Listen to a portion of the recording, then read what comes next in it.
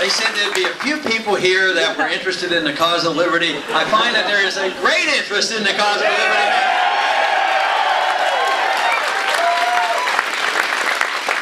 I'd like to first introduce my wife, who's with me today, Carol, sitting up here. And also, we have one of our 18 grandchildren also with us, Linda.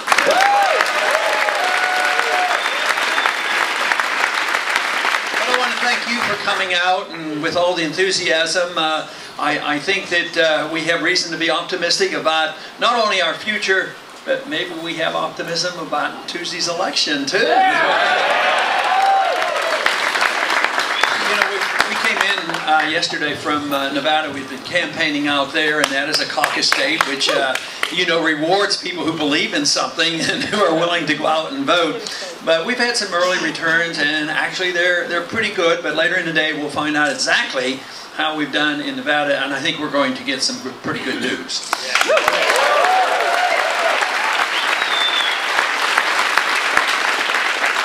Like we said in the introduction, our country does face some very, very serious problems. And I talk about the various problems. I talk about our economy and why we don't have free markets. We shouldn't blame free markets if that's not what we've had.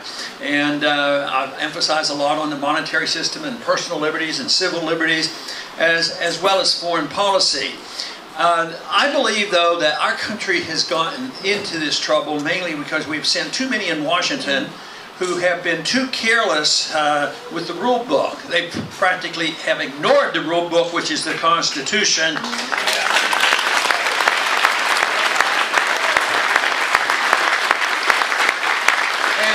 quite frankly, if that's how we got into this trouble, let's only send people over there that do believe in the Constitution and will obey the Constitution.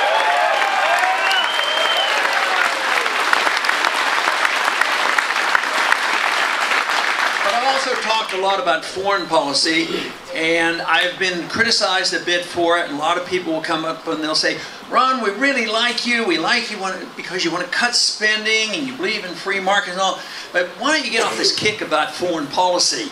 And I said, well, and they say, well, you're going to have even more enthusiasm, more support if you would just support the wars and all the spending and all this intervention.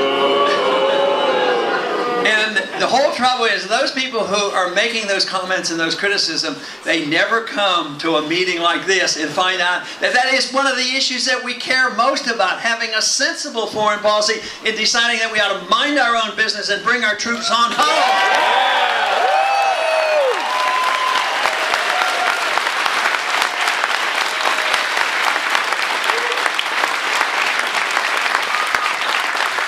The Constitution is rather explicit. The federal government was to have very little to do with our lives. It did give the responsibility to the President and to the federal government to give us a strong national defense.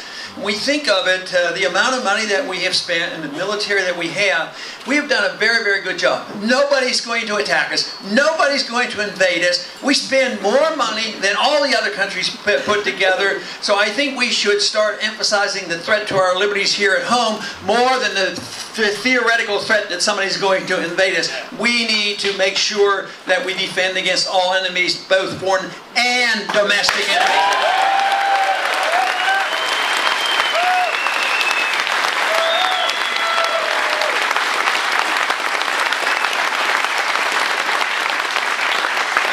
For a minute that we had to have the troops on 900 bases and in 130 countries, that's the only way we could be safe and secure. That'd be a different story. But the truth is, it's bankrupting our country. It's taking a heavy toll on our military, creates more enemies, and undermines our national defense. And that is why I am a strong advocate of changing our foreign policy, one that is called non-intervention, mind our own business, come on, don't be a nation building and don't be the policeman of the world.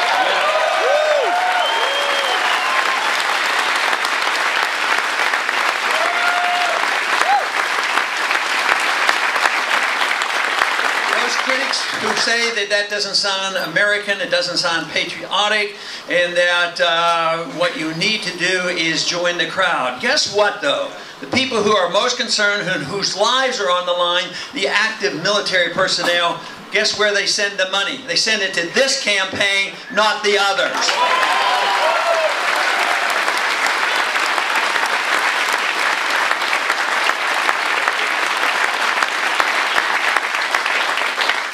Our campaign has received 4 or 5 times more than all the other candidates put together, and now we are receiving more money from active military people even than the president at this particular time.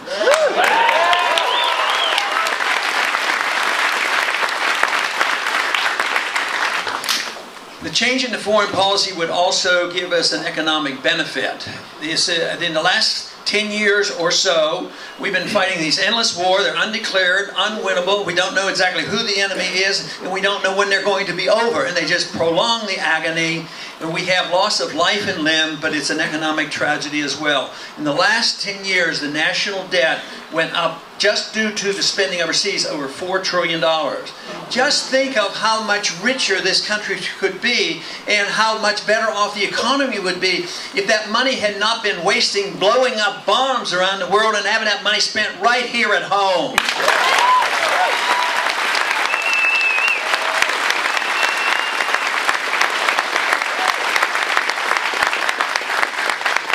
One of the theories behind those who run our foreign policy, and tragically it's been bipartisan over the years, so I would like to see the change in effort to be bipartisan as well and decide that defending this country is one thing, but sacrificing ourselves overseas is another thing. And both parties, independents, liberals, conservatives, everybody should join in this effort. Also, economically speaking, if you have to cut, shouldn't it be a lot easier cutting this overseas wasteful spending than it is to start on health care here at home? There's no reason why we can't cut all that spending from overseas.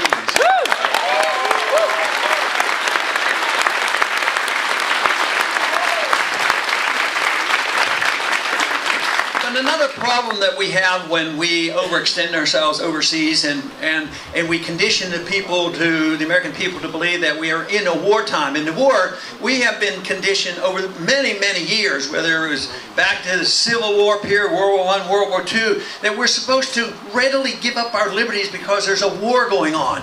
But the truth is, the founders warned us about it. I absolutely believe it. There is never any need to give up any personal liberty for our safety's sake. You do not need to do that.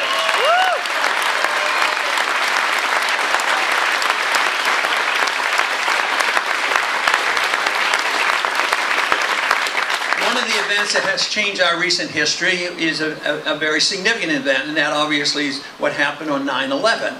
And it was a tragic event, and we all came together. I supported the effort to go after those individuals that were responsible, but I was also very interested in trying to explain it and understand exactly why it happened and what we should do about it. Going after the Al-Qaeda was one thing, but if we don't understand that they don't come here, they don't hate us because we're free and prosperous. They have other motivations, and we need to understand that as well.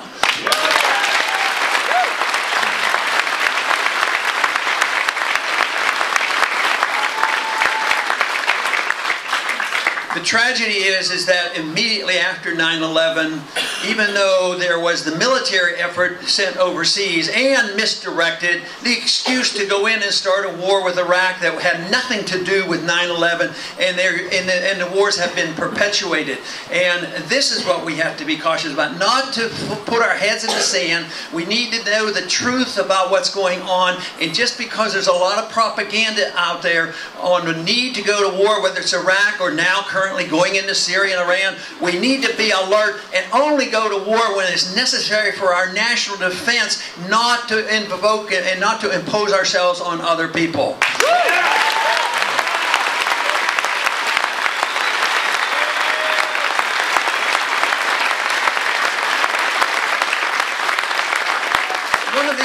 circumstance for those who promote these wars is say, well, we are an exceptional nation. We are special. We are the superpower of the world, and we have this moral responsibility to, undertake and mold the world. It's a continuation of what Woodrow Wilson said: make the world safe for democracy. We got to go in there and remake the world and redraw the maps of the world.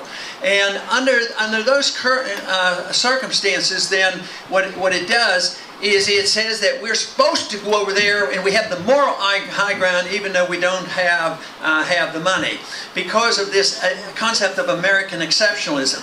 And I have some beliefs about American exceptionalism, but I look to our traditions, I look to our past understanding of personal liberty, our free markets and sound money, and a foreign policy quite different, where the founders advised us to be friends and willing to trade and negotiate and talk with other people.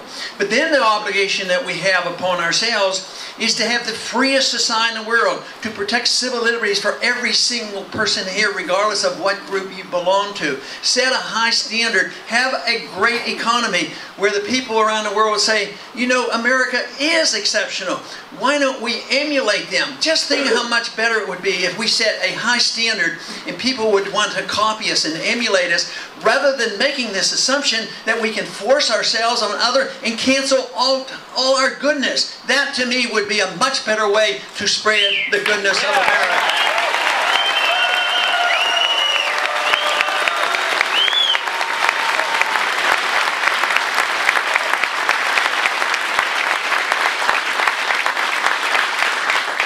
Immediately after 9/11, not only was there concern about what we were going to do overseas, all of a sudden they said to be safe, you have to, of course, sacrifice more liberties. So the bill that they had floating around for several years, nobody had any interest in, and the motivation wasn't there, they saw it as an opportunity. Just as they saw it was an opportunity to invade Iraq, because they had wanted to do that for quite a few years. The first speech I gave against going to war against Iraq was in 1998, because that's when they decided that the war will come and there would be regime change.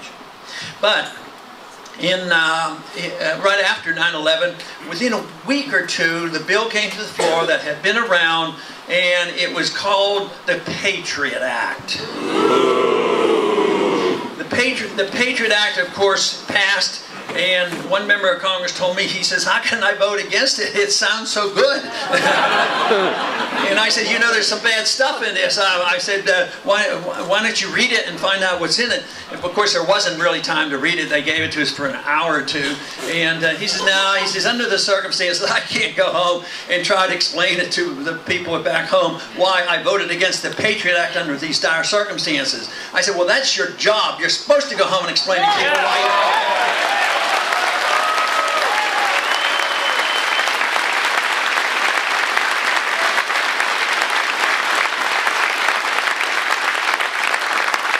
I'm sure you hear, as the bills go through Congress, you hear the names of the bills, but there's almost an absolute rule. If you see a bill that has a fancy name on it and what it's going to do, it's going to do exactly the opposite. So if you have a bill called the Patriot Act, you can be darn sure it's going to be very unpatriotic. And I think that is the case. Now, my suggestion back then was to try to tell the truth about what we were doing. We should rename it, repeal the Fourth Amendment Act. And maybe there wouldn't have been so many that had voted for it, but it literally did. It gutted the Fourth Amendment. The privacy is used. They use the ability to search without warrants and invade our homes and all our privacy to establish the powers of the TSA. I mean, the TSA is not making us safer, and it's certainly making us less secure, and it's making us very submissive. So I have one little beef about it, that if we as a people can look at the pictures of being x-rays and groped, and elderly women being strip searched, and little kids being groped, I said, if we put up with that, we're in deep trouble. But right now, what I'm sensing is there's a lot of people who are sick and tired of it, and they'd like to change it.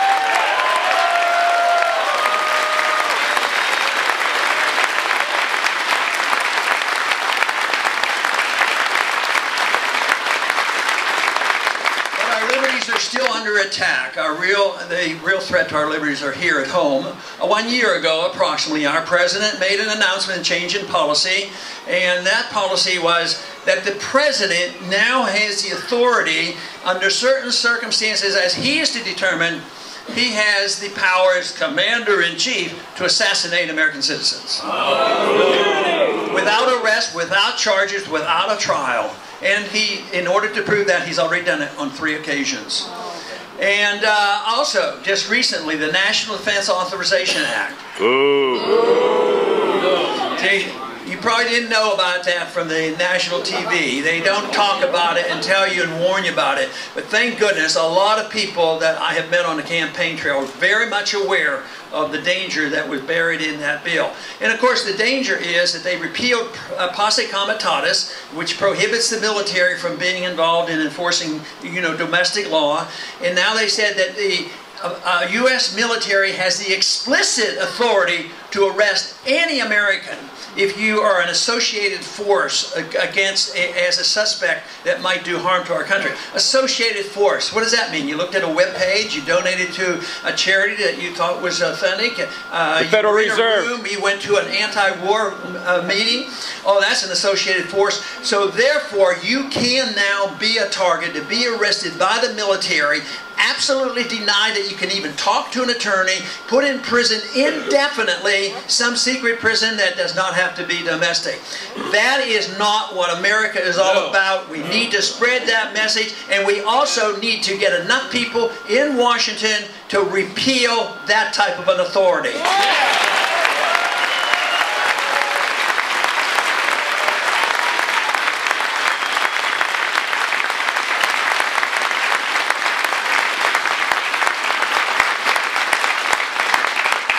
Economically, we've been in a lot of trouble for a long time. Even as far back as the Depression, it was said that we got into the Depression because we had too much freedom of the marketplace and we had this wicked old gold standard.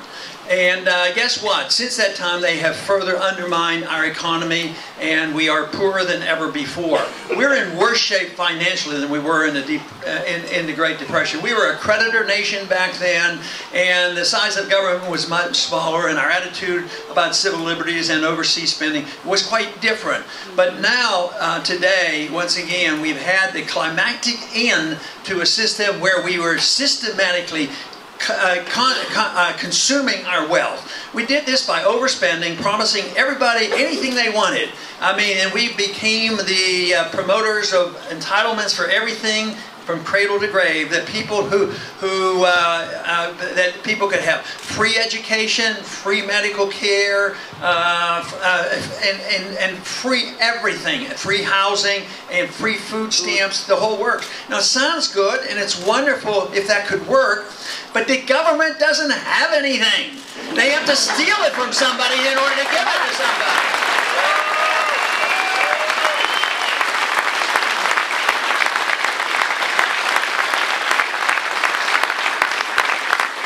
Now, immediately when we embarked on this notion that an entitlement is a right, which is a very dangerous notion, the results weren't quite yet in because we were so wealthy. But we became a nation that was more concerned about just sort of spreading the wealth around and the government having power and the special interests got control. And generally we forgot about what the principles of liberty were all about. Where does production come from? It comes from your basic right to your life, the right to your liberty, the right to work, and it should be the right to keep the fruits of your labor.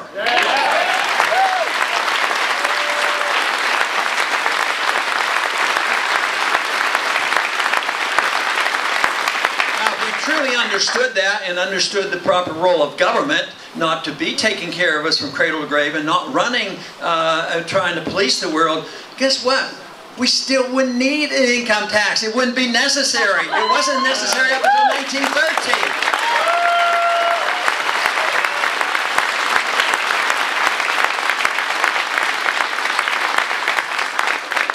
Of course, that period of time in 1913, a lot changed. We became much more involved in international spreading of our military. Of course, we had the 16th Amendment to the income tax, preparing the way for big government. And also, we had another little event that occurred in 1913, which we should repeal as quickly as possible, and that was the Federal Reserve Act.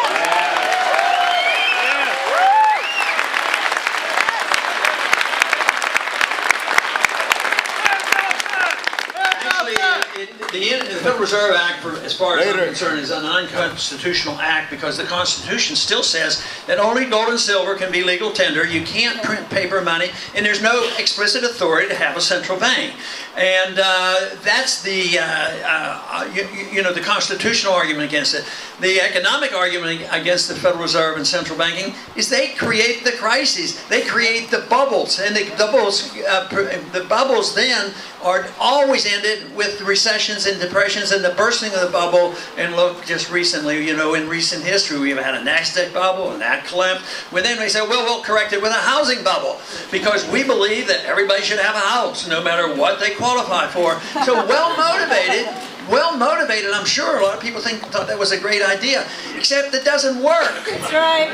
Who made the money? The people in the derivatives market, the people who were receiving the credit, the builders and Fannie Mae and Freddie Mac. So they did quite well until they got in over their head and went into bankruptcy. So the market says if you go into bankruptcy or you're bankrupt, you should go bankrupt. Yeah.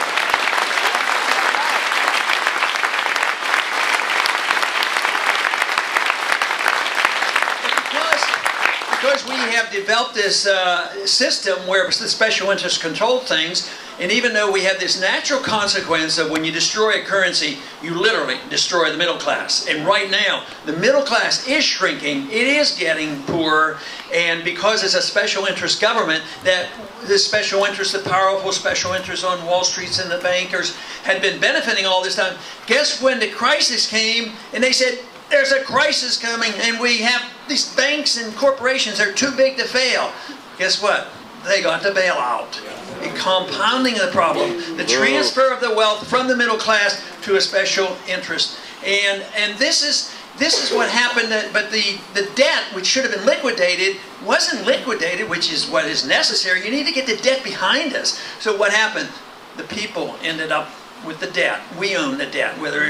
Trillions of dollars that the Fed got involved in. They were churning $15 trillion worth of credit. That makes the Congress minuscule when it comes to the dollars that are involved. And Congress, they don't even have this desire. It's a little bit better over the years, but they have a responsibility. If we don't get rid of the Fed immediately, we at least ought to know every single thing they do and everybody who they bail out.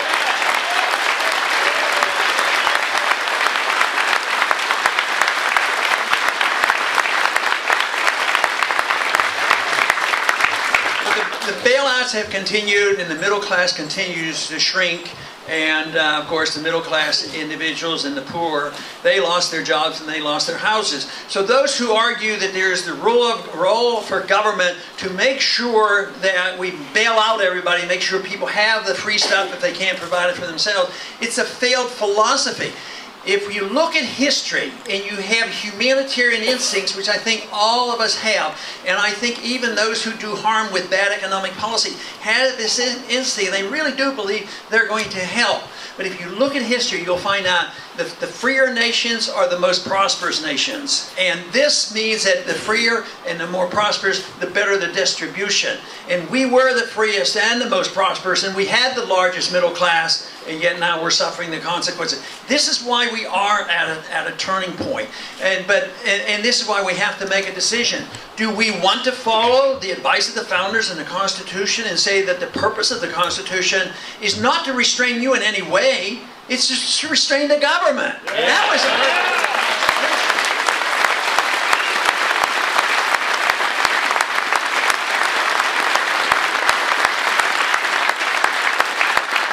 we have it turned on its head right now because your privacy is no longer protected. The government does everything possible to make sure you don't have any privacy. And what happens to the government? It has become secret. It's supposed to be the other way around. We're supposed to know exactly what our government is doing. At the same time, your privacy should be absolutely protected.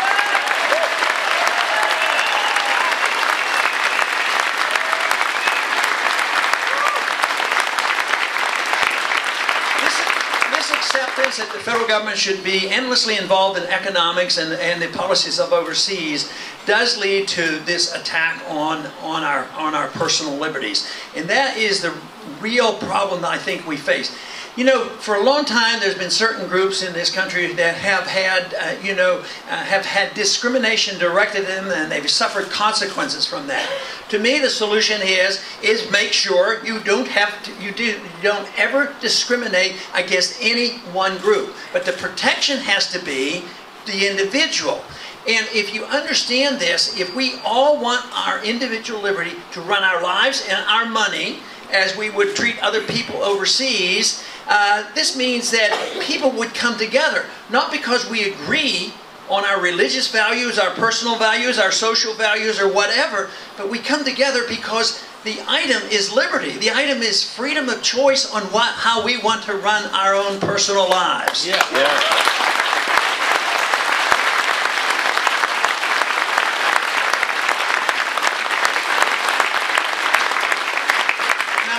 For that to work, that means that not only we understand it when it looks at personally, we want our freedom and we want to be left alone, but you have to be willing to leave other people alone too. And if they do things or run their lives differently, you can't say, oh, I don't like the way they run their lives. I don't like the way they spend their money, so we better take care of them when they're making mistakes. It doesn't work that way. But the other thing that is necessary for this to work is if we have our freedom and freedom of choice and responsibility, that if we don't do well, if we mess up, you have to assume responsibility for that as well.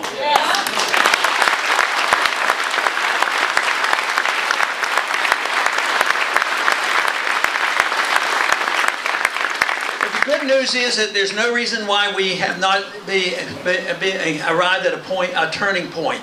Because we have been slipping and sliding and giving up on our liberties and turning it over to the special interests, destroying our currency and running amok with our foreign policy. But today, more and more people are recognizing government is not the solution. Paper money is not the solution to sound money. Foreign intervention is not the solution to peace and prosperity. And it's a large number of people. It's not a couple. I've been talking about this and trying to spread a message even back in the 70s. And there were few people interested, but today there's a large number. And I think what has happened is, of course, the end stages of the system that we've had for nearly 100 years is becoming evidence. The government, no matter how well-intended they might be, those who want to run our lives, the money's gone, we are bankrupt, and the end of that is we're at that end right now. So what we need to do is to understand that there is a solution to that.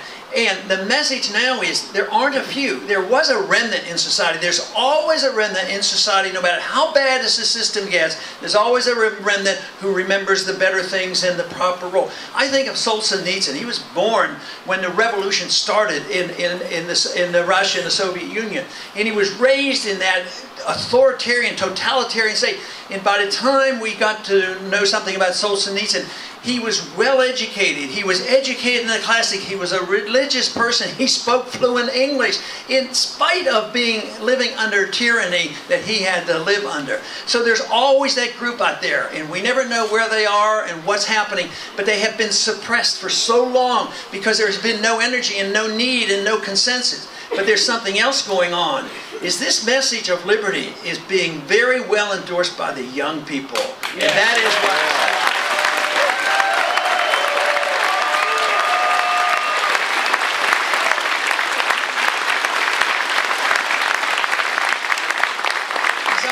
talk about the young people because we do quite well with the young people, those from 18 to 30.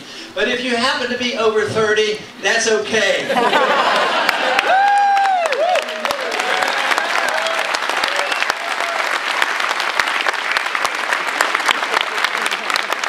The freedom truly does bring people together. There is just no doubt about it. If you understand this, just if we can accept the notion that we will use freedom differently, there's no reason in the world we can't come together defending the cause of liberty and recognizing and being willing to accept others the way they want to live. And just remember that if you legalize the freedom of choice in our personal habits and the way we spend money, even if you don't like it, it doesn't mean you have to endorse what they do.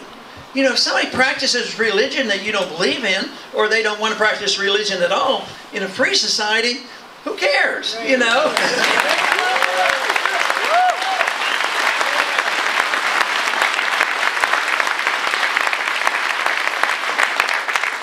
But of course, if we want to change things, we have a responsibility for ourselves. We have a responsibility to change things through our family and through education, but never with the use of force and the use of guns and the use of government to say, you will do it this way and that way. It never works. We had a taste, which no other country ever had, of liberty.